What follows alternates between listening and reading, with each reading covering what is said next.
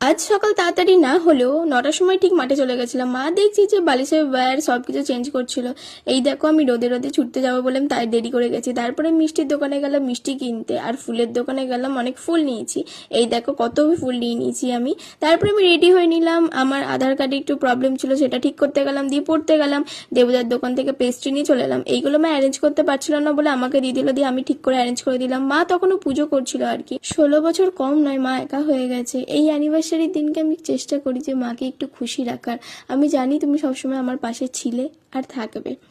আর আজকে দুপুরে মাংস রান্না করেছিল, কারণ আজকে একটু স্পেশাল বলে কথা। আর এইগুলো পেঁপে আলু বেগুন ডিম দিয়ে রান্না করে আমার ভালো লাগে না, তো আমার জন্য আলু ভাজা আর প্লেন মাংস ছিল ভাত দিয়ে। তারপরে ঘুম থেকে তুলে দিয়ে মাকে আমি কেক কাটিং করলাম। এই দেখো, তারপরে আমি পুরো একদম খাইয়ে দিয়ে গালে মাখিয়ে কি করে দিয়েছি। তারপরে এবার আমার পালা। দেখো চেষ্টা করছিল গালে মাখার জন্য, কিন্তু লাস্টে সেই মাখিয়ে দিয়ে তারপরে চেস করে নিয়ে আমি একটু